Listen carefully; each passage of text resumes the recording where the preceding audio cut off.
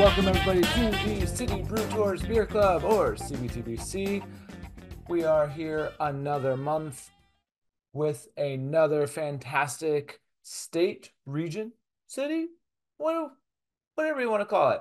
We are drinking beers from the lovely Connecticut, and of course, I'm not drinking alone. I do, of course, have a co-host with me this month, and it is our return host, Ethan.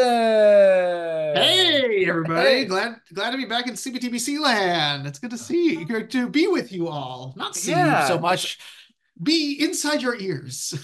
ears. Yes, yes, Yes, or right? screens, Podcast. depending. Podcast, live Or stream, screens, yes. YouTube. I don't know, Mhm. whatever you want to call the interwebs, Yes. the interwebs The in general. interwebs. Yes, Yes, yes, exactly. I think that's what the Series kids of are calling it. tubes. Yeah, Series of tubes, I heard. yeah, the kids are totally calling it that. Mhm. But Ethan, how are you doing? Oh my gosh, I'm so good. It is November. We are closing out 2024. So it is that wonderful like seasonal beer time, starting to think about holiday beers and all that good stuff. Well, Um, so this is the I'm perfect time to drink. well, this is a time we're Yeah. going to be drinking a lot because the seasons are coming up. You got to get your Thanksgiving pairings, you got to get your holiday pairings. You got holiday adventures coming up. Beer is a great gift, It right? is. So, It is. And I'm gonna do the shameless plug in the beginning. If you need a good holiday gift, the City Brew Tours Beer Club holiday boxes, 12 beers of Christmas, Happy Hanukkah. We'll just get that out of the way. We can talk that about later as well. But shop.citybrewtours.com. Get your gifts for all your friends and family that love beer. There you go. Got that out of yeah. the way. Now, I think we should talk about Connecticut because we can talk Uh-huh. about the holidays. We should talk about Connecticut, but also we should start drinking. So we Mhm. do have some, I say this every month, but we have fantastic beers in this Oh, box, yes. and we have fantastic beers that we're drinking tonight. Mhm. We are going to be starting off with the crispy roll. I do want to go ahead and do a disclaimer. We'll talk about this with our lovely friends over at Alvarium. However, if you do see the can that says crunchy roll, it has been rebranded as the crispy roll. So we will be referring to it as the crispy roll Japanese lager. Rechristened. Rechristened. Recrispened. Oh, Recrispened. Ah, there we go. I there you like go. it. I like it. Love it. So we will start off with that, and then we'll move on later in the evening to the baby kittens from Meow. Fat Orange Cat. Oh, yeah, yeah. I know. Exactly. Ooh, lovely I, crack on. I know. Just a gorgeous beer. Just so delightful and light and crispy and a little hazy in the best way. Adore this beer. Oh, Um, and it's popping out of that can. I know. Jumping right out. Good head on that beer. Beautiful, Oh, beautiful pour as always from you. this is a So, bad pour, but I'll take it. you know, For those listening, it's a beautiful, perfect see, pour. I There we yes, go. exactly. And look Uh, at that beautiful, beautiful beer there. that is beautiful, though. Just so I gorgeous can and see through bright. it. I Yeah. know. I All know. right. Cheers. Cheers, Cheers. everyone. Mm. Ooh. You, you know what this is? Crispy. What it is, I would It's say I would crispy. call it crispy. It's got It this is this crispy. like I love about this one. It's got that like lovely sense of lemongrass to it as well. Um it's Mhm. clean, it's kind of crackery. Um It's lovely, light. mhm, Just it's what you want. But that nice little exactly. dryness on that finish as well. It's Hmm. literally everything else. It Uh, would an utterly crushable, quaffable beer that just is a good easy drinker that you want to hang yeah, out with. it So is.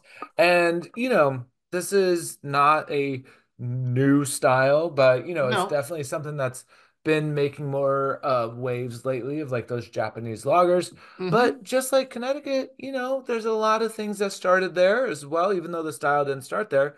Correct. We gotta give Connecticut props for even though they may be a little bit newer on the beer scene as far as history scene, Hmm. they're no newbies. No. We've got things created there like the friction match, Okay. especially coming up with holidays. We're gonna light a Hmm. lot of candles. We're gonna Yep. light a lot of, we probably lit a lot of jack-o'-lanterns. So you got that friction match was invented there. The Mhm. frisbee. The frisbee was important. Yep. yeah, was invented. That's Um, more of summertime, but yeah, but an all year round treat that I think we have to give credit to is of course the lollipop. 100%. If I'm not mistaken, like 1908, it goes back Yeah, yeah. to a unique time. And who doesn't want? I mean, if you're having like, don't put your lollipop in your beer unless you're going to, in which case, that's a whole thing. I'm not But saying I like, have. I'm not saying I haven't. exactly, I give you deniability here. But who doesn't love a cold snack in the form of a beer and a Yeah, nice sweet treat on a stick? of course. And All the we're great kind things come. and I'm sure we have plenty of lollipops left over from last month from Exactly. Halloween. So, Hmm. we gotta give credit where it's due. Also, the hamburger. Okay. Yeah. Yeah. It's said that it was created Mhm. in Connecticut as well. So, Mhm. lots of things, lots of round things, which I think is interesting, Yeah, well, and I right? mean, if you can, yeah, round things, I guess that makes sense. I mean, there is the history of uh, folks from Connecticut being known as nutmeggers, which is kind Which of is like a round. round nut. So we get that frisbees around. But Connecticut, I think, is often overlooked as a beer state, right? It's kind of sandwiched between a bunch of other places that are known for Yeah. their beer scenes, but holy moly, has the scene of beer in Connecticut exploded. Yeah. And truly kind of brought us some exciting new flavors and fun groups that are doing adventurous things and giving us beers that you just want to enjoy. And one of those that's doing an amazing job is the one we're having from Alvarium. And so Mm-hmm. I think this is time. Mike, come on over. We're gonna bring on Mike. One, thank you for coming on. Hey, thank And you for having me. two, thank you for making a delicious beer. My Ah, goodness, appreciate yes. it. I'm also a round thing that was created in Connecticut, so So look, so we're Yes. seeing a theme yeah, developing this evening. I like that. I like that. We're 100%. gonna, we're gonna keep this going. The funny thing was, I was doing the research and I was like realizing all these things. I'm like, well, they are all round that Connecticut's known for. And I don't think that's anything in particular, one reason why. But you know what else is round? These beautiful beer cans. And Exactly. it's great. I can always tie things together. But thank you for coming on. Tell us, obviously we can talk about this beer. It's light, it's crisp, it's easy. I know there's a lot going on the can to tell us about the beer. Yeah. But what do you want to tell us about the crispy roll? Like, what's your favorite thing about this beer? Oh, I mean, as any brewer will tell you, especially, being in the scene for a number of years, I feel like a lot of brewers tend to, when it comes to a beer of choice, they just all seem to migrate towards something light, crispy, crushable. I mean, Hmm. especially during the summertime, you're walking around the brewery, it's hot, you're sweating. At the end of the day, you just want something, if you're going for a shifty, for me, it's Hmm. definitely a crispy roll at the end of the day. It's it's a it's a fun beer to do, to make. And we're really proud of it. But it's a super, super delicate beer. So you have to be on your P's and Q's when you're brewing Hmm. it, make sure that you're hitting all your numbers. And we try to be as, meticulous as possible, as, you know, all other brewers that I know in and out of the state of Connecticut. I mean, we take pride in the product that we're putting out there. The flavor, the aroma, Hmm. the style that you're trying to achieve, making sure that you're getting the best product to the customer as possible. We just love this beer. Um, I can't say enough good things about it. And this has been it's been around for a while, right? This is It one of has. flagships. Yeah. Yeah, so the very first flagship for Alvarium is our New England IPA Fresh, and once was Crunchy Roll, now Crispy Roll. Hmm. When it came on the scene, it very quickly became our second flagship beer. Nice. Yeah. And that's something that I see a big pattern when there's something that is, whether it's crushable or it's sessionable or it's just something that like you're like, oh, this will be a one-off, right? Like we're just gonna do this once. It's fun, we like it, and then everyone just gets right behind it, and you're like, I guess we're sticking with this. And as long as it's a fun beer to brew, as when it's a difficult beer, and then everyone's like, this is awesome, do this, and it's like a 3-year barrel age, then like obviously that's a different story. Right. But no, and I can see why it's a flagship because it is delicious. Mhm. But even like so coming in, you guys started with IPAs. Uh, we can talk about Alvarium, but we also want to talk about you, Mike. So you've been in the brew industry for many years. What's kind of been your journey, kind of getting into beer, working with Alvarium in Yeah. Connecticut? What's the story of Mike? So let me take a little sip before I go into this Yeah. tale. Oh, there you go. Good. Good. I gotta hydrate.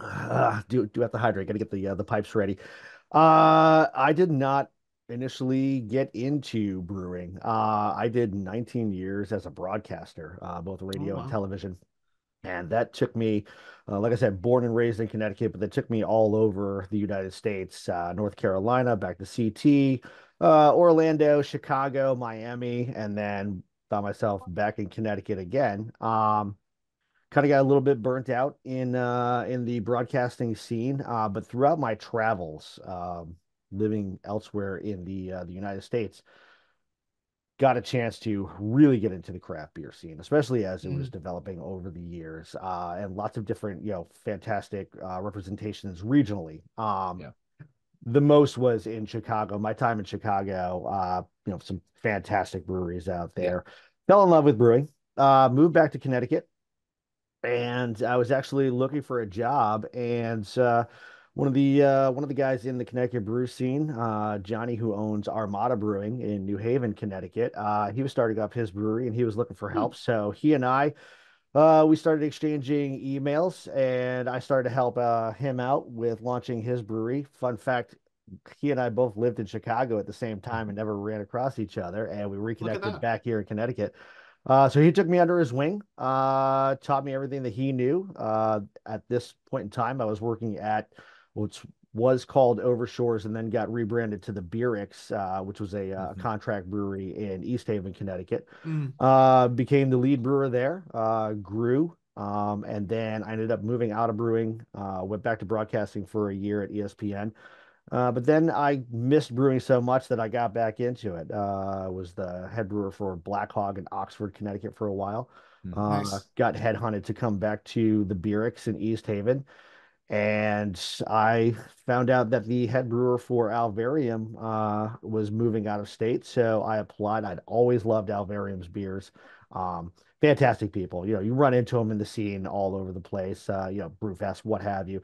Really great bunch of guys. Love what they were doing. So I applied, and fortunate for me, I got the gig as the head brewer, and I've been rock and rolling ever since. I started with Alvarium. I've only been there for a short time, but I started with Alvarium this past May. So Oh Nice. wow. yeah, it's been a very short but adventurous journey so far. Especially when Mm. you get in and your secondary flagship gets a you got to change the name. Hmm. Yeah. So a couple of hurdles, but I mean we're rolling full steam ahead. It's fantastic place to work. No, that I mean, and if you look at it, like Alvarium's been around since 2017, which is young, but not that young especially in the Connecticut beer scene. Like Mm. most of the breweries started right around, just like in New York and other parts in the Northeast, right around 2008, 2012 era is when we started to see Mhm. that growth. But then obviously 2017, 2018, we saw a large push. Oh, it was an And explosion. Yeah. and Yeah, then absolutely. and then unfortunately we know what happened in 2020. We don't need to talk about that, but we saw kind of that ebbs and flows ever since. But definitely 2017 was like you still very young. 7 years for a company in general isn't that old, but in brewing years, I feel like that's like, oh, they're one of the first. We're like 7 years, you made it. Like you're doing really Right. good. Way to Like get that's established. yeah, yeah. Like Yeah. anyone that has like a 10-year anniversary, you're like, oh, they're the old ones.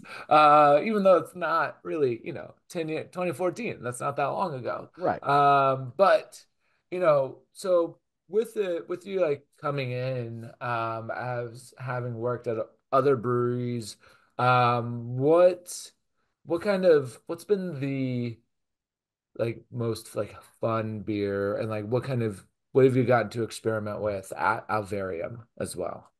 The cool thing about Alvarium is just the varying size of equipment, vessels that I Mm. get to play around with. So I could do a staple for us. Like let's take our double IPA Honey Shot, right? It's another one of our core beers.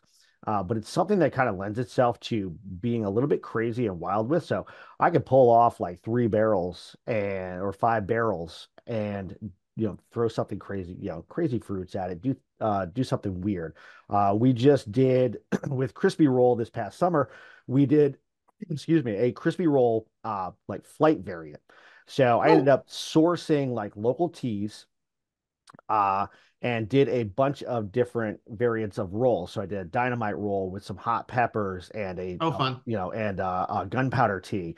Mhm. The shandy roll did a very light, almost a white peach tea, and some fruit flavors with that. So we being at Alvarium has given me the opportunity to really kind of go crazy and experiment. And it's a large enough system where we can, do things in mass volume and, Right. hit our cores, hit our numbers, make sure that we're getting plenty of liquid to the masses. But it's also super adjustable so that I can do fun, crazy things and throw experiments against the wall. I got a recipe for a wee heavy that I've got coming up on the brew Oh, fun. calendar. You don't see a lot of breweries, doing that, but having the scalability allows me to do fun, crazy stuff. So I really like enjoyed that about Alvarium. Yeah. That's awesome. Yeah, and I mean, going through like the tap list, like obviously there's a large number of IPAs because that's Yep. what people want, especially in the Northeast. Like we want our hazies. We do. That's why we're drinking one tonight. But throwing in kind of experimenting with those teas and stuff, like that's amazing. I think that's awesome of like a lot of breweries don't always get kind of, especially brewers don't really get that opportunity, especially like coming in to a brewery, you're like, oh, I have to brew this, I have to brew this. But if the fact that they're open, I'm like, yeah, have fun.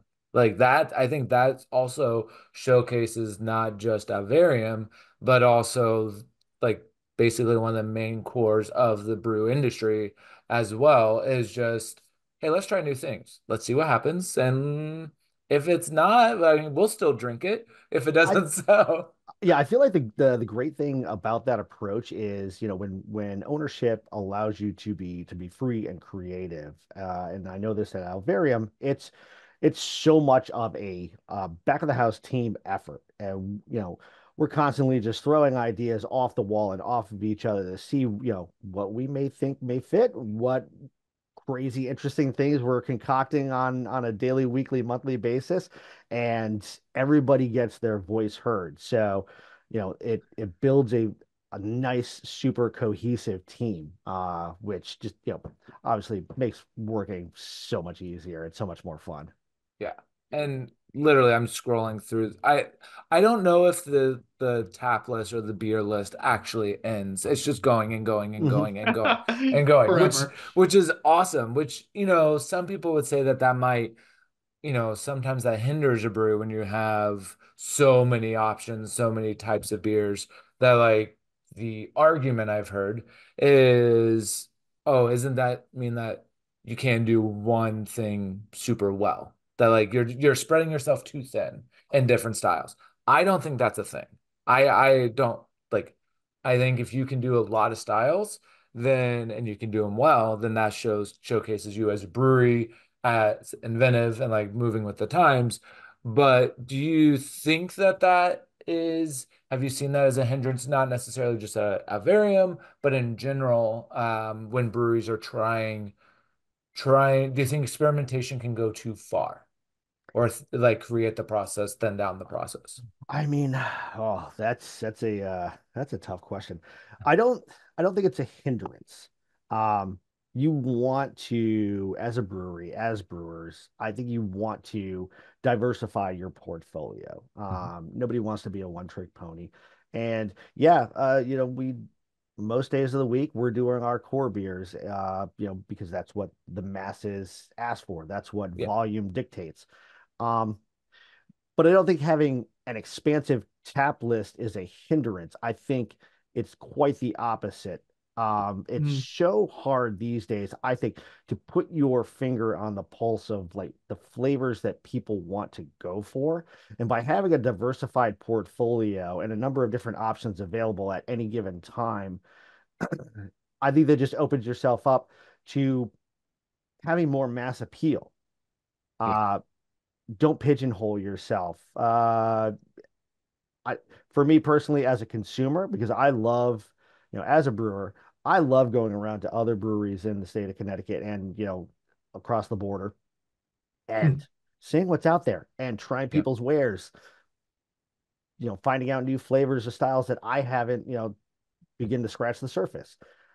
I like to walk into a brewery and see a good amount of, different style profiles so I can do a sampling. I'm saying, oh, they're knocking this out of the park. This is fantastic.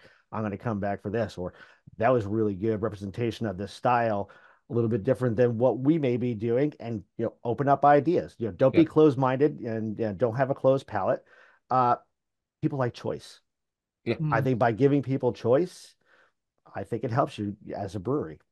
Yeah, Yeah. no, 100%. And I think that's where we also have to understand that and talk about this on our tours and events and everything. I know Ethan can vouch as well, is that, Mm, you know, everyone tastes differently, right? Everyone has different preferences. Everyone mm. has different tastes that they do and don't like. So the more variety that's out there, and that's how beer kind of originated. And most beers came out of necessity, whether it was ingredients or preference. And so why not have that option? Right. Because if you do go into a tap room or even a bar and there's like 16 IPAs and two stouts in December, you're gonna Right. be like, well, where are my winter warmers? What Where what what where, what if I Yeah. what if I still want a lager? yeah, Yeah, yeah, like exactly. Yeah. I mean, And if it's the middle of winter, yes, I still want something crispy that I can wash down because I- I've been working in Right. the back and my yeah, shifty beer is coming up. So, yeah. I mean, um, yeah, like it's New York, it's almost like 30 degrees tonight, and I'm like, this is the best beer I'm having today. yeah. Like this is fantastic. Yep. And, Yeah, and it like was tonight. definitely Go ahead. no, I was gonna say and it was 80 the other day, so that's Yeah. what we need, right? Yeah, So tonight it was a little chilly outside. I've got my beanie on, and I felt like cracking a box. So there I you wanted go. something a little, Yeah. a little bit more beefy, a little bit more robust. Get some malt profile in there. That's what I'm Right. throwing back tonight. There you go. Well, It's I perfect. want to go back to the beer we're drinking, the crispy roll here for Mm. two things. One, the lemongrass flavor is so cool for me, and that's coming from the hops. Can you tell me a little bit about the hops that you're working with on this one? And you said this is a delicate, finicky beer, so Super talk to me simple. about how you're handling that. Super, super simple. So it's Okay. one hop, Mm. and Oh, Mm. it's straight up Matueka. Really? oh, Okay. that's Straight up it. Montuega. So, we just make sure that we're dialing in the amounts and at what times to be able Mm-hmm. to get that nice aroma and Mm-hmm. subtle lemongrass, almost hint of lime profile, Mm-hmm. Mm-hmm. and just have that be the shining star in this, but not be super overwhelming. Yeah, it really for me it's present in a way that is really engaging and delightful, and you get the aromas of it, the flavor is right there, but you're right, it isn't overwhelming. It sort of does its job in a really beautiful way, and that's nice to see because sometimes in the world of hops being thrown on top of each other, it is nice to Yep. have one be the star in a way to really have its sort of elements highlighted, Yeah. which is just something that I really enjoy about this one. So I wanted to make sure I asked. The other thing I want to ask Mm. is about your can, because that Mm. can is taking us on a journey. The copy on your can is out of this world, and if you are drinking along at home, please read your can because holy moly, the you have the barcode is a ramen bowl. Yep. Like what's going on here? How is it that you guys are producing such a wild like visual experience while you're producing this wonderful drinking experience? Where does that come from? I think so. When it came to can and label design for Alvarium, like I said, I've only been there for a couple of Mhm. months. I've been there since May, but knowing this about Alvarium and the ownership and the culture, um, it's all about attention to detail. So Mm-hmm. no detail is too small, and it's kind of like this cool like, ooh, I just found something new. Ooh, when you're rotating a can, ooh, I just found something new. And we do that with a lot of our labels. There'll be fun little barcode kind of things going on. So not just with Crispy Roll, but Right. yeah, sometimes it's just, oh, it's a can, it's a label. I mean, it should be engaging to the eye Yeah. as you're sitting there enjoying your beverage at home or wherever you may be. It's just something fun and quirky, and it's just got the spirit of Alvarium just written all over it. And do you guys use the same artist all the time, or do you have like a portfolio of artists depending on kind of the style and So I believe for the majority of the core brands, we have one artist that we worked with very closely that was designing everything. Since I've come on, I'm starting to create a couple of labels. I actually just submitted a couple of labels for some fun, crazy stuff that we have coming up. So it's kind of like I didn't really need to outsource it. I have some experience with Illustrator and Photoshop, yeah. and I love being creative. So, I throw my hat into the ring. Hey, I'll create that label. I know, all the details of what's going on. Boom, let me just go ahead and knock that out. Um, but yeah, as far as like the core brands and the labels that are already out there and established, we worked with one artist to work with the vision of Alvarium. Nice, nice. Now, I'm going through your tap list, Mm-hmm. and as we've said, you guys have a variety. There's one that popped out to me, and I have to ask about this, and this is the glazed. So, for those that aren't aware, the glazed is a cinnamon donut ale. Yeah. Can you expand on this? What's going on there? Is that it? Just cinnamon So I mean, donuts and a nail? Is that it? no, I mean it's built on like it's built on an amber Okay. backbone. Mm-hmm. And then we just started throwing flavors at it. It's like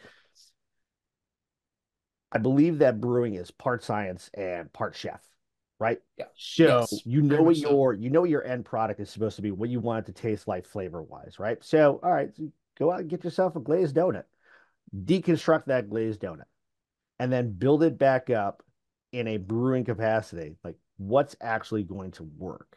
So you get some vanilla going on there, obviously some cinnamon. But constructing the amber backbone in a way to make it seem almost dessert bready Hmm. Mm-hmm. lends itself to the other adjuncts that you're then compiling on top of it. And that was another one of those crazy brews that we were able to pull some off. You're like, hey, I like a glazed donut, but you know what I like better? I like a blueberry glazed donut. So we ended up doing Mm. glazed as well. Oh, nice.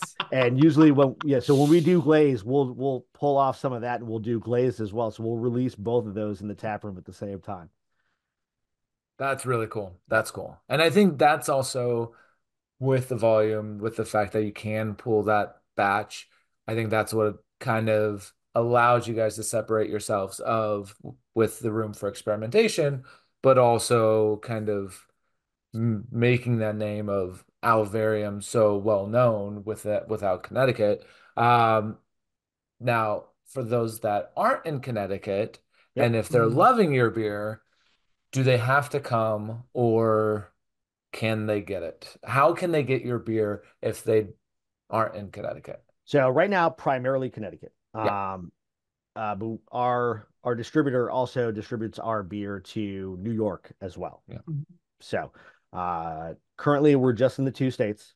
But we are talking amongst ourselves about possibly expanding that portfolio a little bit. But unfortunately, right now, primarily CT and some bleed over into New York State.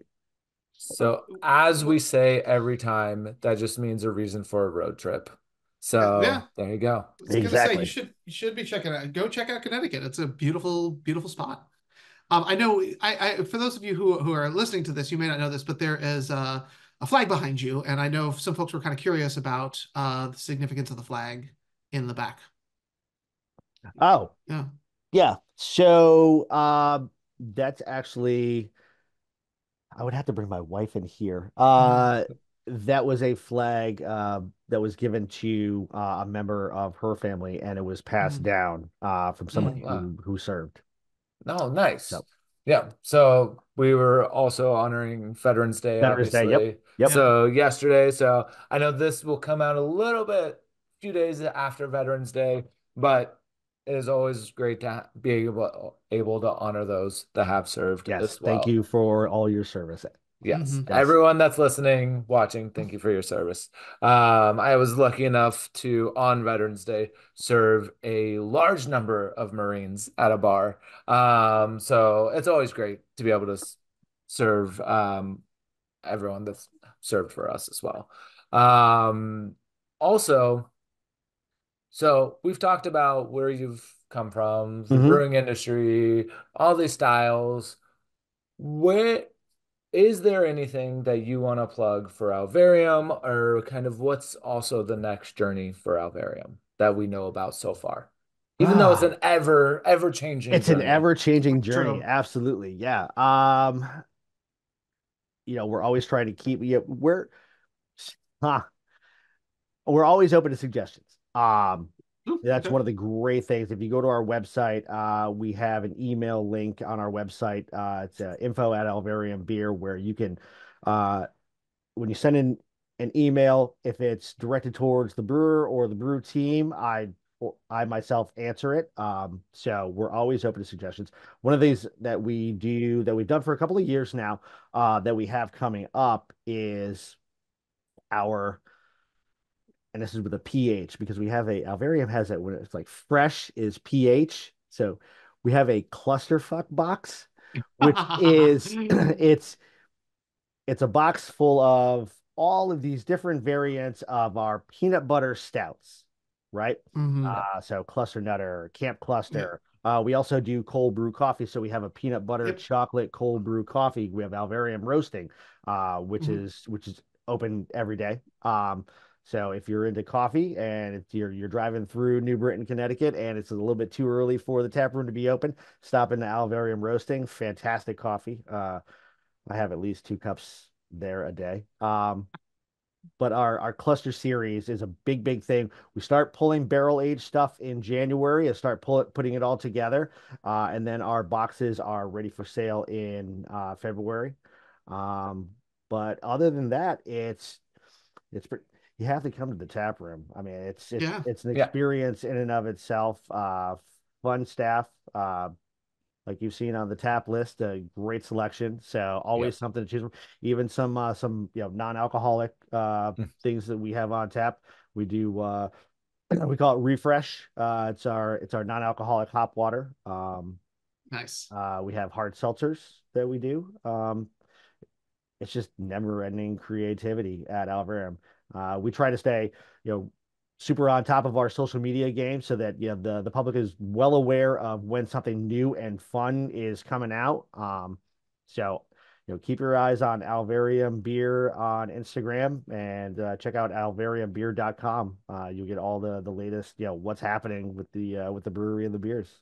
That's awesome. Yeah, That's great. And then with your cluster box, I can say clusterfuck because we can be an explicit podcast. That's fine. But it's with a PH. it's a pH. For those Yeah. children Exactly. that are listening about beer. Uh, Do the boxes, can you only pick those up on site or do you guys ship those boxes? They are only on site. Okay. So we take okay. orders. It's a limited number of boxes. So get your order in. And every year we change up at least one bottle variant. So if you got it Ooh. the previous year, there's going to be something completely new in this year's cluster box. So Oh, cool. always changing. All right. That's Road trip. definitely something road trip worthy and something Yes, Road to trip look forward time. to. absolutely, Yeah. Definitely. 100%. Yeah. Yeah.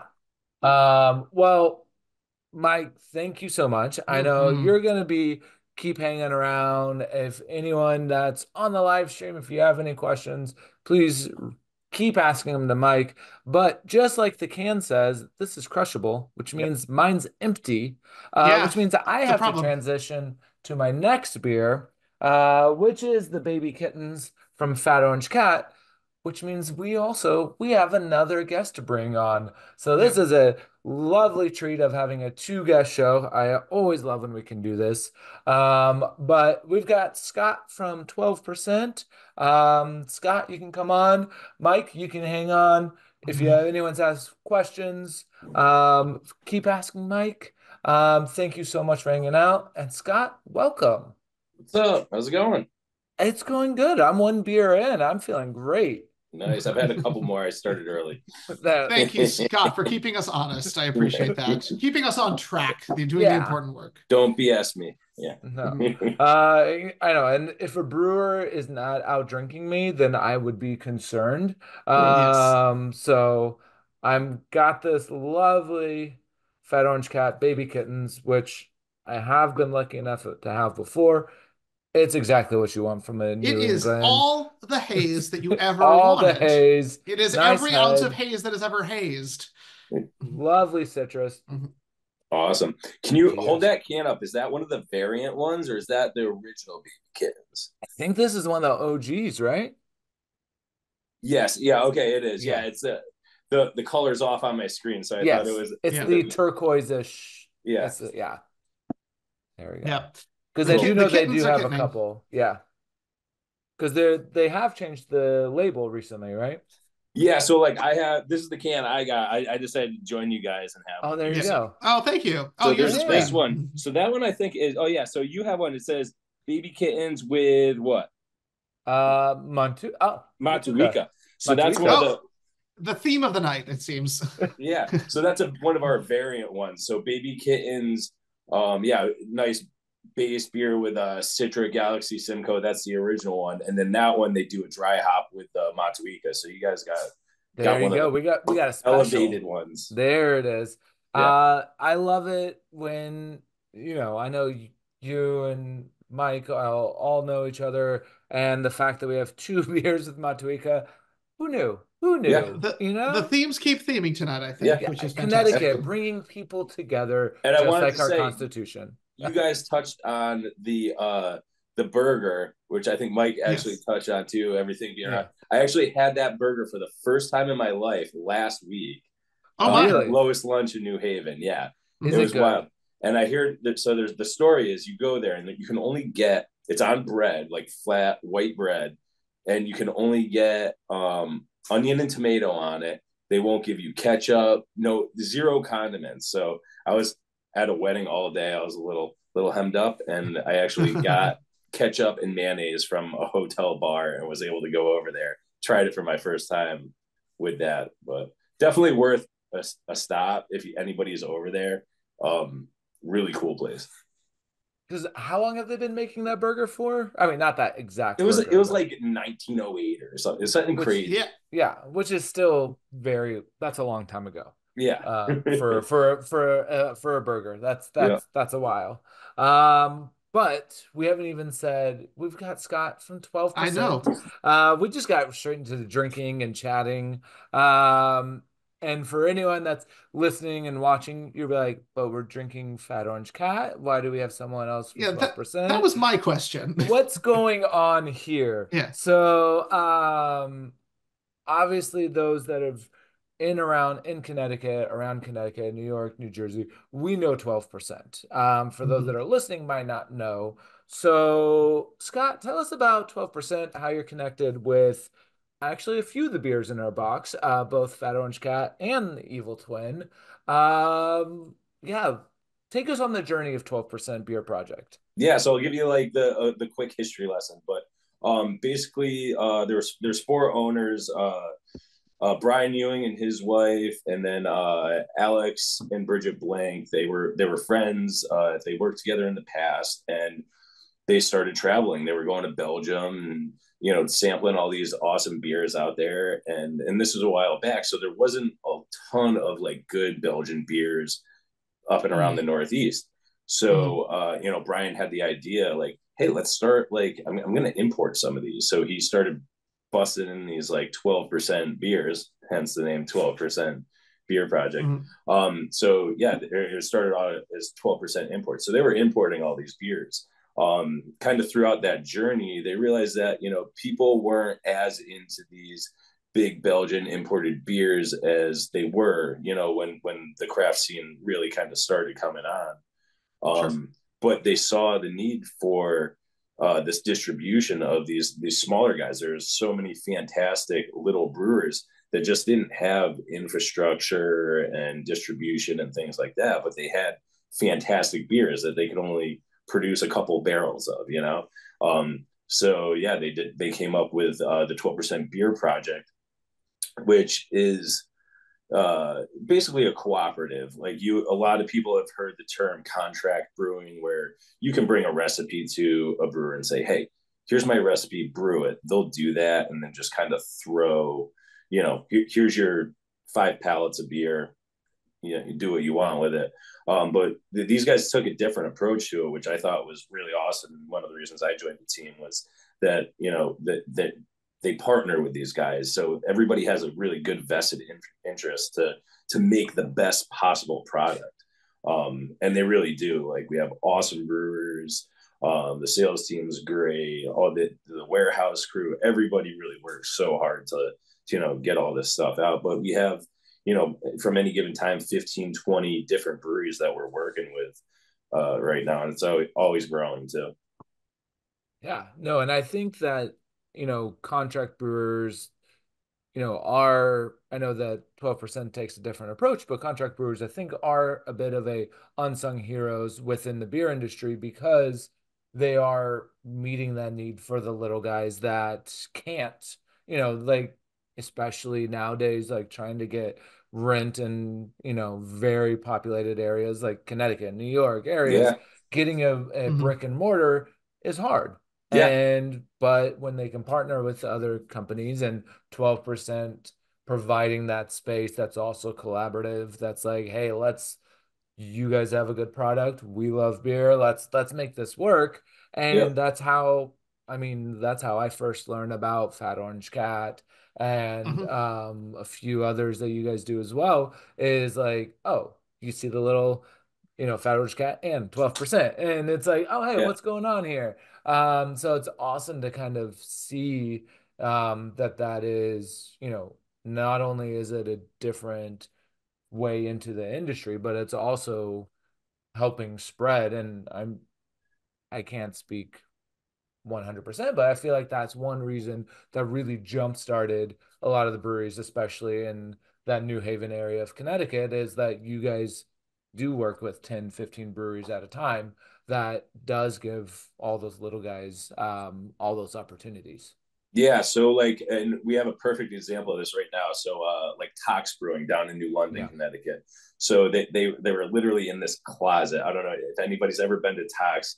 You know, it's probably the size of this, you know, the brewing area was like the size of the room that I'm in right now. Like, really tiny spot. Oh wow. And and through the years of distributing with us, and you know, obviously their own hard work at the tap room and stuff like that, they were able to find a gorgeous space down on Bank Street that they spent the last year plus renovating. Came out like they're on the verge of opening. It should be very soon, but you know, we toured it a few months ago, and it's like an awesome like go-to spot. Like, you're gonna want to check it out, right on the shoreline there. But you know, through something like, you know, 12%, you know, they're able to do that, you know, which is, you know, I don't know about you, but I don't have the money in my pockets to open up a gorgeous, you know, brewing facility and tap room. So yeah, no, I think it's a really awesome business concept, and it's doing well for a lot of the guys. Yeah, no, and I think that's kind of, you know, why something like that is so important, is because if Tox was just doing out of their closet, so to speak, would they ever have been able to open their tap room that they have now? You know, because it'd be just investing into that and limited production. But Yeah, by reaching out with you guys and partnering, and I've had Tox beer, it's fantastic. it's fantastic. Like, their Fugu is like one of my favorite like go-to IPAs. Like, it's Yeah. just it's a well-made made beer. Yeah. Yeah, I've had a few of theirs, whether it's some of their a little bit crazier sours, or I even had their Oktoberfest. Like it's good stuff. Yep. It's very good. Agreed. But So Scott, I would love to know, how did you get into this wide world of brewing? I mean, we know Mike was coming at this, from broadcast. Do you have a winding story, or did you always know that beer was the place for you? Yeah, many, many moons ago. Actually, mine kind of started in broadcast too. My brother worked in radio, and through that, one of his good friends was part of a distributor here in Connecticut. It was actually a Budweiser distributor. So they got me my first job in beer. I was a merchandiser. I'd go around and hang up signs and stack out shelves and do all that kind of cool stuff. So yeah, I started out doing that. I'll bring you through the quick tour, I guess, but yeah. Eventually they did a restructure. I got laid off during my time being unemployed. I had met other friends throughout the industry, and when a brewery was starting up, it was Hooker Brewery, started up in Connecticut here, and they knew I was just sitting around doing nothing at that point. And they were like, "Hey, are you bored? Do you want to come help us on the canning line? We're shorthanded today." So they said, we'll give you some free beer. I said, absolutely. You know what? I'm not making any money right now. Like, a case or two of beer is like gold to me. So I went over there and helped them out canning for the day. I think they gave me like a case or two of their blonde ale. And the owner said, "Hey, you mind coming back tomorrow?" I said, "Yeah, sure. Why not? Like, not doing anything." So went back the next day, and he's like, "You just want a job?"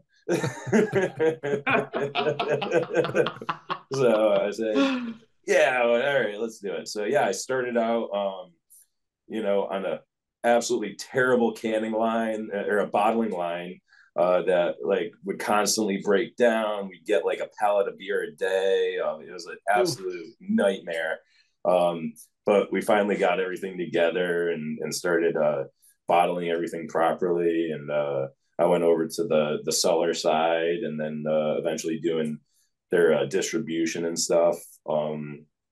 Ended up going off to another brewery in Connecticut. Went to Old Burnside for a little bit. Some people might know their Tenpenny Ale. They were one of the OGs in Connecticut here, and then was asked to come back to Hooker for sales.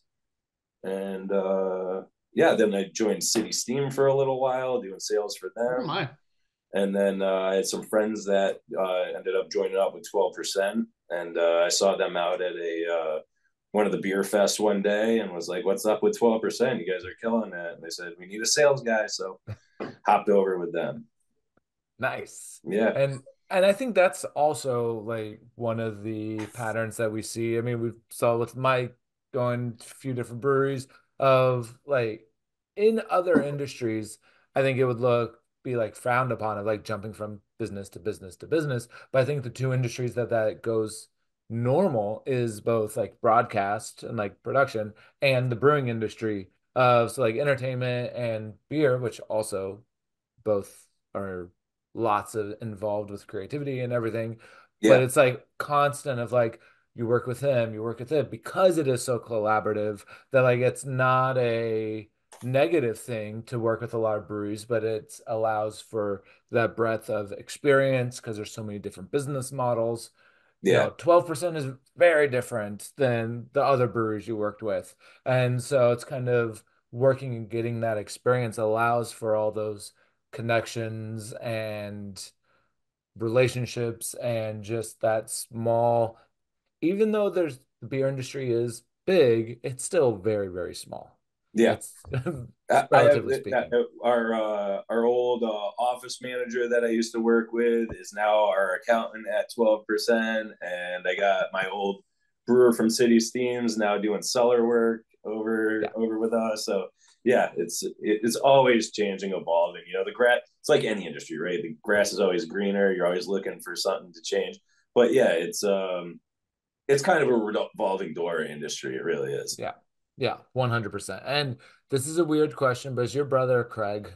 It is, yeah. Okay, He so is. tonight, yes, I was like, Mike, you gotta come back here, Mike. You I'm gotta come not back for this one, yeah. I'm not trying to hijack your time here, but I No, no, worked with no. your brother at WCCC. That's funny. That's So as soon hilarious. as Mike asked this question, I was like, all I right, know. tonight is a night of connections, kinetic Circularity, things, round things, round things. circular things. Connecticut connects. I'm not even going there, but I think that's amazing that Mike's worked with your brother. You guys have each other, different breweries, redoing beers with the same hops. It's just Yeah. Just tonight is magic it's everywhere. magic. It's a Yeah, revolving similarities. I don't know. absolutely. I Oh lost boy. it there. I Yeah. lost it. Well, no, but I mean, Connecticut, like you said, Connecticut's small. We're Yeah. and we've. Yeah. I think you guys touched on it before, where we've come so far in this industry. Where like I think when I started, we had like 3 or 4 breweries in Connecticut. We were so far behind. Like California was just tearing it Mhm. up. You could go out to Oregon and like throw a rock and hit a brewery, and here we are in like Connecticut, and it was like people didn't even know breweries existed. And Mhm. even if you wanted to go to a brewery, you couldn't go and sit there and get a pint. You had to like jump through hoops to like try their beer. And now we're here, we got like 120 breweries in Connecticut, and like it's all good beer. I mean, I can't say all good beer, but it's like, the majority of it is like really good Yeah. beer. Yeah, well, I remember that for a time it was, you get to go to Massachusetts to get your beers, you come to New York to get your beers. And as a New Yorker, like people would be driving through Connecticut on the way there. And I remember the first time someone brought me a beer from Connecticut, and I was like, what are we overlooking here? You know what I mean? Yeah. I do think that there has been, and it's been fun as things, can come a little further south to us, that we can start to taste some of the flavors that are coming out there, which is cool. Yeah. So what do you think it is about Connecticut that kind of has given you guys that experimental scene, or people who are willing to take risks, like 12%, saying we're going to be a massive contract brewer? Is there something about sort of the vibe of the scene there that you've observed in your time? Yeah, competition. Like Okay. everybody, I think, everybody, especially in the beer scene, like people that are making beer, people that are in the industry want to have the best. Like you want to be able to be like, try this. This is amazing. And there was a lot of competition out of state. And I think everybody really just jumped on it. It was like, not that they were like, we got to show what Connecticut has, but like we got to show what we can do too. And by not really design, everyone just started making really awesome beers, and finding those proper recipes, the skills to do that, and also finding that people weren't going to drink shit beer. Yeah. I mean, I was going to say my first Connecticut beer was at a time when kind of the beer scene had staked its claim as to this is what good beer tastes like in the United States again, Yeah. So yeah. I guess that does track in at least my experience. Yeah. I mean, there was times, I won't say names, but I was in the industry, and people didn't want to evolve and make what people wanted, and it was like, getting left behind. It was a very real thing. And then it's like all of a sudden it's like, boom, you make a really proper New England IPA, and everyone's like, hey, oh, all right, let's go back over here. Like we'll go check you out again, and you become a destination spot again. Yeah. And I think that's also one of the advantages of, like, even though Connecticut's a small state, like you guys can have destination spaces. Like you're not limited by space like some other places like New York or other Right. large metropolitan areas. Like whether it's like we were in featuring beers from Boston last month, like you're not limited by structures. Like you can have destination places. Do you think that also helps benefit like both food trucks and food at the breweries and stuff as well? Yeah, absolutely. I mean, a lot of people are kind of taking on their own, food aspects of things, which I think is great. Connecticut is just a hotbed for awesome pizza right now too. So Right. like, I mean, we're the unofficial pizza capital, I guess. but yeah, I mean, like cool little pizza trucks, yeah, burger spots, things like that. Yeah, it's helping the whole industry really. Mm. It's driving, we're still on a bounce back from the whole COVID thing. Yeah.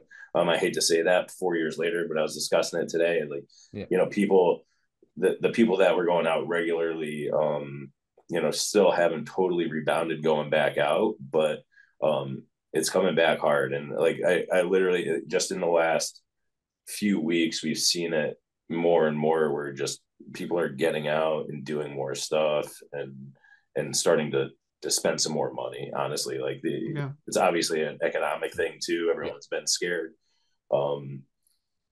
but for some reason, the last like few weeks, month, it's starting to rebound. Yeah, and I've been noticing that the same, whether it's here in New York or other places that like, especially the past couple months, few weeks, that everyone's like, oh, let's go out and drink. Let's stay out for more than one drink. Let's actually not just get beer to go. Let's actually stay out for 3 hours, Yeah, 4 hours. That's crazy. Let's let's be watch that crazy. sun come up, baby. I know. Yeah, Well, well, now that's not hard, but Yeah, I know. well, while drinking a beer, right? yeah. Um, Go ahead. well, can I ask a little bit about Fat Orange Cat? Sure, yeah, Because I know absolutely. you guys are working directly with them, but my understanding is that there is a real orange cat involved in this whole thing. Yeah, So, how much do you know about how this specific group that you work with came about? yeah. So I used to when they started, I would go down to where they used to brew Hmm. over in East Hampton, and Hmm. uh and Mike and Sheila, the owners, they had literally it was on their property. They built a shed, a beautiful shed, but a shed for all purposes. It wasn't huge. It wasn't a giant barn. And Mike was down there when he originally started brewing. He had a fat orange cat that Mm. I forget the cat's name now. Maybe it'll come to me, but yeah, he used to Sure. brew, and the cat used to hang out with him. So that's how they started the name. Unfortunately, obviously passed away, but Hmm. yeah, the name, they came up with the brewery name, and that's how they got their start. Yeah. And he got into it, I guess, as many people do, just as a home brewer who wanted to go kind Yeah, of production style. Okay. yeah, and then he moved. I think it was a 1 barrel system, Hmm. Oh, wow. if I remember correctly. I think it's actually Wow. sitting at 12% right now.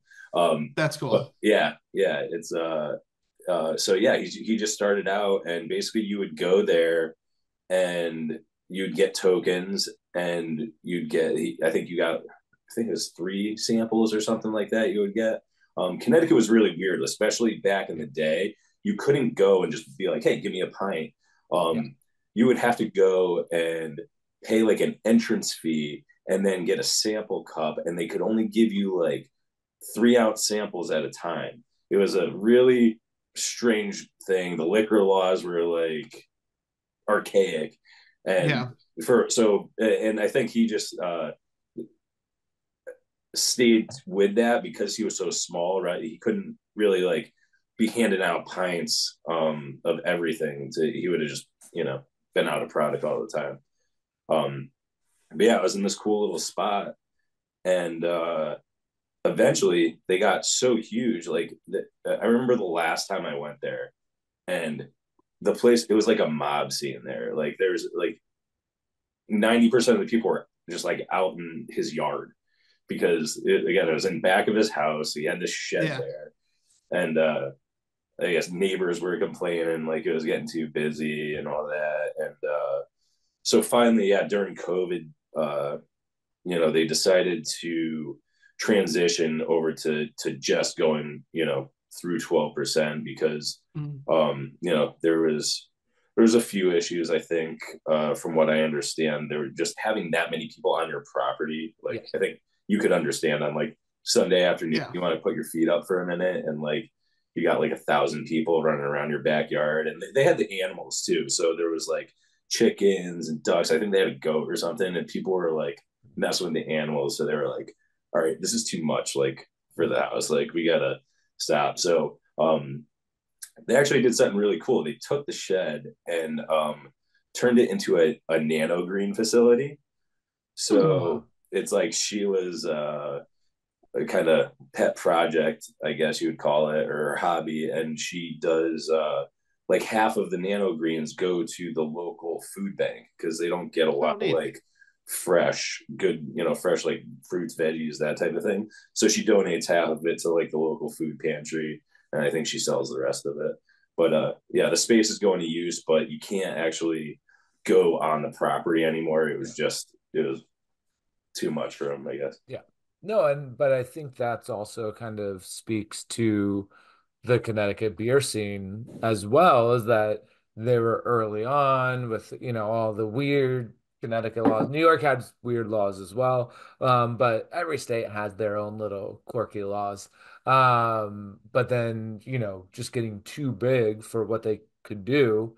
And that's where you guys step in. And I think Yeah. that's kind of the just also speaks to the need for breweries like 12% of, when the guy's literally brewing in a shed in his backyard and he's, doing everything right, doing it legal and everything, but it's just like, I can't have 1,000 people playing with my goat, Yeah, like, exactly. like, And the cool thing about 12% is that I don't know if you guys have been there before or not, but we do have an awesome tap room there. So like you can go there. We have like 20 taps, and it changes every day. Like something new comes off, something new is going up. It's always changing. So you can go on Untapped and check out what the beer menu looks like for the day. So anybody who's swinging through the area can pop in and try a number of different breweries. And I know that even with you guys, like obviously like Fat Orange Cat, and then in our box we also have Evil Twin, but also other breweries that people will know about, like Abomination, and breweries that have standings and like people know about, but may not know that they're directly connected with you guys Yeah, either. exactly. That yeah, I mean I haven't been up to your tap room, but as we say every month, I'm going to do a road trip, and you're not far. You're not No, far from New York. no, It's an absolutely. Yeah, easy we're right train up the ride. road. Right up, yeah, a little bit up further than the road, but yeah, just an easy drive. Train ride. We'll do a train ride because if I'm Yeah, having 20 taps, I probably shouldn't drive. absolutely. But in that huge variety of a tap list, because you have all these different breweries specializing in different styles as well, which I think also speaks to your brew team as well, of working with not only these other recipes, but also working with the brewers and making all of these fantastic beers. These guys are like so wildly creative. It's awesome. I mean, I don't think we get enough of it. We got some cool barrel age stuff going on. They'll do those releases here and there. Just the wild like sour concoctions that come up with. I remember Skygazer is one of the breweries that we work with, and they came out with this beer one time, and I like looked at the ingredients. I was like, what are they thinking? I was like, this is going to be the worst beer on the planet. It was almond, pear, and banana, and I was like, there is no possible way that almond, pear, and banana are going to work together. I was like, there's no way. There's no way, right? And I drank it, and still to this day, it was like one of my favorite like smoothie sours that I've had. For one of those smoothie sours, it was like I was like, how does this work? I don't get it, but like Yeah. they did it. Yeah, Yeah, like it shouldn't work, but it does. Yeah, I don't know what they were smoking when that happened.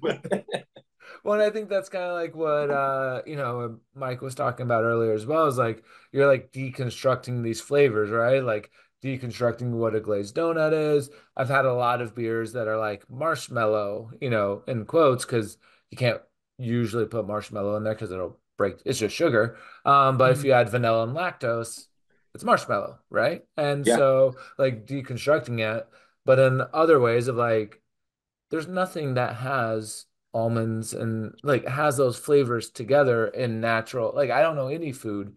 yeah, Maybe like a fruit salad, maybe yeah, like an yeah, ambrosia salad. I don't know. yeah. Like But no, yeah. I mean, there's no. I've never ever heard that combo. yeah, So but it works, yeah, which is great. And I think that's also again, as you're saying, speaks to the creativity of your team and the other breweries, and like, and just, hey, what if? It's What if? honestly, it's really, that is what I believe is just charging the industry right now. You know, Mm, people are just always looking for something unique. You know, Yeah. they yeah. just want different flavors. They want to try different things, and you know, I think that's the reason why.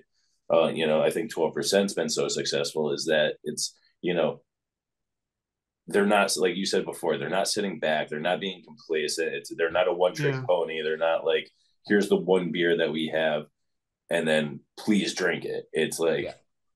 guess what we have this week, and Yeah. it's Yeah. like shit, I already got this 4-pack over here, but like I'm getting that because that looks Yeah. awesome too. Yeah. You know. And sometimes that's the exciting, but also for myself with breweries that do that, I also get a little bit frustrated because it's like so many one-offs that are so delicious. They're like, Yeah. Mhm. damn it, I'm not gonna get this again. Like it was so good. And then you go back next week, like, oh, this one's even better.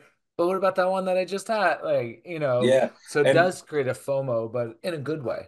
that's so one of the things that I was concerned about that, right? So my background is sales, and I'm like, oh, Mhm. okay, like people fall in love with this beer and then they can never get it again. But what 12%'s done is they've taken note of that. And so like Mhm. a beer that came out and like boom, sold out and got awesome reviews, they're bringing it back. It may not come back till next year, but Mhm. like it will come back. You know, so like a lot of these aren't where they were one offs. They're not necessarily one offs anymore. They're just not regularly available. They'll come out once, twice a year, that type of thing. When you see it, you got to grab it. But Yep. we're able to. I mean, we only have so much tank space, so we can only do so much. But like, you know, we can't have every beer be always available. So, but having those reoccurring, it when you do see it, it's exciting again, Yeah. right? Like you had a beer that you really loved, and then 6 months from now, you haven't seen it. Boom, it's back on the shelf. You're like, oh yes, I can't wait to try that. It's exciting again. Yeah. It's not like whatever. I saw that on the shelf last week, Yeah. so you get to enjoy that beer again, like you did on the first try. Yeah. So 12% is creating perennial beers? I guess, yeah. I guess I didn't think unofficially. of it like that, but Yeah. yes, we have a I was like, wait a minute. It's perennial. it's just the circle of life with Yeah, the beers circle. here. Yeah, It yeah. just keeps coming back. We're just Our doing the circles of the life. 12% calendar is circular. Yeah. That's true. That makes sense. And as it should. I mean, yes, there is something wonderful about seeing an old friend come back. You're Yeah. right. And that is and there are certain beers that I see that come back in that way that is just delightful. So it's cool that you guys have got the infrastructure to do that. Yeah. Yeah, exactly. And I am also curious because we know the journey of where 12% has come from. Is Mm. there any adventures that 12% is pursuing further? Like, what does the journeys look like? Also, like, I know everyone's gonna want to know where you guys distribute to, because you started as a distribution company, so Distributor, it's yeah. obvious as a distributor. So, kind of, what does the distribution and the next steps of 12% look like? Yeah, awesome. So yeah, I don't know how much I can speak on it, but there's something in the works right now Oh, that's okay. going to be super cool that I'm very excited for. But I'm not going to touch on it yet. I'll say that it's going to go down next year. You know, probably early in the beginning of the year. But yeah, there's some cool stuff coming down the pipeline that will increase everybody's palates, I'll say. Nice. That's awesome. Yeah. In Connecticut? For sure Connecticut, but possibly in New York as well. Okay. Okay. There you Yeah, go. yeah, we'll see. I'm I think, trying. Yeah, I'm trying to yeah, get it out there for I you know. guys. I'm yeah, trying. yeah. Well, but Connecticut's gonna let me have some ask more. Yes. if on November 13th I need to get your beers, where should I be looking? So right now we distribute to about 30 different states right now. Okay. Yeah. So 12% we distribute Connecticut, New York, New Jersey, Pennsylvania, and Rhode Island right now. Okay. So Nice. we kind of take care of those areas. but other than that, we ship to distributors in about 25 or so other states. I don't get that involved in that side of the things. I'm a sales rep, so I don't know all of our outside distributors, but yeah, if people are in other states are looking, they should just ask, are you able to get XYZ beer? It's distributed from 12% to one of the local distributors. And they can kind of look at it. If they actually have the name of the beer, if they ask for Fat Orange Cat, like, can you get Fat Orange Cat Baby Kittens? They'll be able to find out which distributor, and like pretty much all those guys are carrying Baby Kittens. So yeah, they can get that. Nice. Yep. I mean, even though you left us the little bit of mystery, but a lot of anticipation. Yeah. I know we're looking forward, and I know everyone that's listening and watching is definitely going to keep an eye out in the next year, with, what 12% is moving forward to, and especially the craft beer scene in Connecticut as a whole, because you guys are, one of the newer ones, up and coming, creating fantastic beers, brews, and creating those opportunities for those new breweries and new partnerships. I do want to bring Mike back on here because I have a question for both of you guys.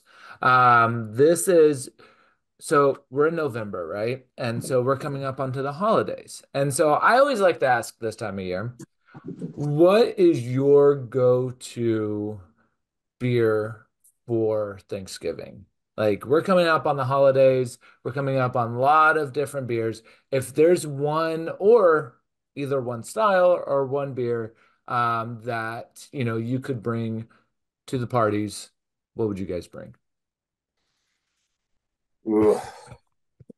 I mean, honestly, for me, I love, like, not necessarily a specific beer, but I'm going with like a large format lambic. Okay. Oh, Yeah. okay, yeah. Yeah. You get that through like the good with the foeder turkey. aged sour. Nice. All Nice. right. Good choice. Along that line. I was gonna say goes good with the smoked turkey. You could also bring that one into dessert. It's gonna pick up that cranberry juice note. Yeah, That's no, nice. Yeah. I I had not like thought that. about that one. I like that. Yeah. Nice. That's a good choice. I would have to say, because usually I'm hosting Thanksgiving. So if I'm hosting Thanksgiving, I've got things going on inside the kitchen, but also I'm smoking out in the backyard. So I'm going to be spending a number of hours preparing food and drinking at the same time. So I would probably say I'd probably be starting with like an Italian Pilsner, Okay. early in the morning, Good. as I'm getting the smoker going. And then I would like to switch over because it's cold weather. I like a good alt beer, or I would say Ooh. like a winter warmer. Yeah.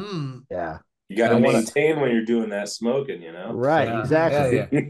Yeah. See, I'm with you, Mike, because I'm usually cooking all day as well. And I explained this to someone one day. I was like, I'm starting with like a lighter beer, usually, whether it's a session IPA or like a Pilsner or a Kolsch style or something, or an alt beer. There's something nice, light, lower alcohol, because I'm drinking pretty much from like 10 a.m.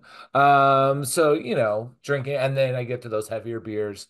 I usually don't quite go to the lambic, but I do barley wines usually with like dinner and stuff and You dessert. just skip the lambic and go I just straight skip to the the lambic and just go from like It's a hard jump. it's a hard jump. I go from like crushable to just straight to barley wines. But just it is go what it straight to the is. blackout. Send Yeah, it. why not? At that point, the food's gonna create the food coma, so I might as That's well true. also have some alcohol in there. But I do appreciate that lambic move. I think that's one I haven't actually It's a thought about, but solid, it's a it's an solid interesting move. choice. Yeah. It Yep. hits a lot of the flavors we're looking for, but yeah, I think the progressive beer is an important one. I'll be honest, as somebody who is often providing beers for people who are not beer drinkers, an outstandingly well-made brown ale is always the one that I can just slide in. We can just slide in and everyone's going to be happy. So if you've got people where you can't push the envelope on them, if you can find a locally made, beautifully made brown ale, that's always been my go-to for Thanksgiving. That said, this year I'm popping in with Pilsners and Lambics. That's going to be my There it entire is, there it is. spectrum. And would you guys all say that those all go with smoked turkey? Is there a specific one for the smoked turkey itself? Ooh, I would go with maybe like a farmhouse. Yeah. Oh yeah. Yeah, Some Yeah. funk. with a farmhouse. Yeah, give me a nice saison. Something a Yeah. little bit peppery. I was Yeah. gonna say like a rice Mm. Little saison funk. almost, like Yeah. in there. There we go. Yeah, I like we- it for yeah. sure. Solid. I just like drinking, and I think that's why we're all here. So I'm just like, yeah, like let's just add more alcohol throughout the day. Because there's cocktails mixed in too. Let's not forget that, you know. But I think we have covered literally everything we can cover about whether it's Alvarium and beer journeys, distribution, working with small breweries, large breweries, the Connecticut history. Is there, yes, Ethan. I was going to say, I think we may have closed the circle. I think we have finally closed the circle without starting it again. I don't, Exactly. because we could go another roundabout. We can't spiral. We have to circle. Yeah, we should not loop back around. Just got to get more Connecticut beers in those boxes, and we'll do it again. Clearly, I was going to say with a town that's doing as much cool stuff, or state that's doing as much cool stuff as you guys are doing, it definitely requires a road trip and maybe even a second look. Yeah. Anytime you guys want to come to 12%, I'll meet you out. Yeah, we will. I know we have some listeners and viewers that are in Connecticut, and I know they love and will visit you guys. And we will be up there. And it's taken us way longer than it should have to have featured Connecticut beers. But I know we will definitely do it again because you guys are knocking it out of the park. So I do want to say thank you to both Mike and Scott. Thank you guys for jumping on. Thank you for making fantastic beers. And we're just going to keep drinking. So for all of our listeners and viewers, once again, if you want more beers, we are still doing purchasing for the 12 beers of Christmas and the Hoppy Hanukkahs. Get those in soon. But it's a ton of fun. Makes a great gift, I will say. I've done this for a couple of years with my dad. It's always a good time. Yeah. The shop.citybrewtours.com. Next month's going to be a packed month because we are doing the live stream and the holiday boxes. So next month's going to be a blast, and we're just going to have a good time. So with that, cheers, everybody. And cheers. Cheers. Cheers.